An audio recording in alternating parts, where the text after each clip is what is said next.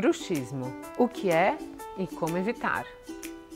Hoje vamos conversar sobre um assunto que muitas famílias queixam no consultório e outras acham que não tem nenhuma implicação, que é o bruxismo.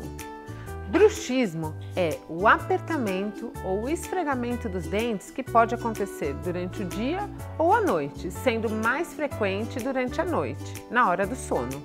O bebê, quando nascem os 4 incisivos por volta de 1 aninho, muitas vezes começam a ranger os dentes.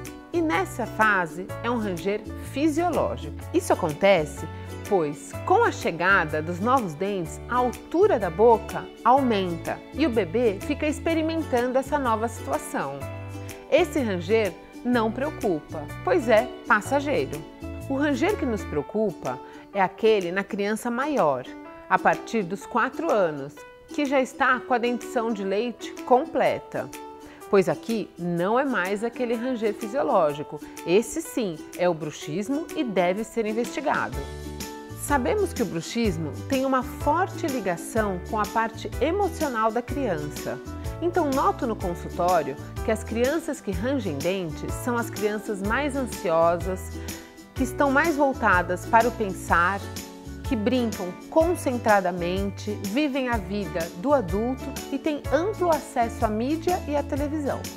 Esta é uma das causas do bruxismo, mas a outra relacionada à mastigação deficiente. Aos 2 anos e meio, as crianças têm na boca o dente molar e por isso estão aptas a mastigar. Quando digo mastigar, é mastigar alimentos com consistência, como frutas inteiras e com casca, carnes pedaçudas, mas não é isso que vejo no consultório. As crianças demoram muito para mastigar alimentos consistentes e com isso a mastigação fica deficiente e a musculatura fraca. A minha preocupação com o bruxismo é que ele, como um hábito, ou melhor, um vício, pode perdurar até a dentição permanente, causando dores de cabeça, desgaste permanente nos dentes, dores na face e falta de atenção. Para tratar o bruxismo, faça uma abordagem bastante ampla do emocional da criança e da sua família, tentando aliviar dela a tensão e a ansiedade dos assuntos de adulto que por muitas vezes permeiam a cabeça deste tipo de criança. Trabalho também o padrão mastigatório, por vezes com a ajuda da fono, e além disso, o uso de placas, massagens e outras técnicas que, quando bem indicadas e usadas com competência, vemos resultado em alguns meses. Esse é um assunto sério que merece a nossa atenção de pais e profissionais, pois envolve não só a parte física, como emocional da criança. Vamos nos atentar aos nossos filhos?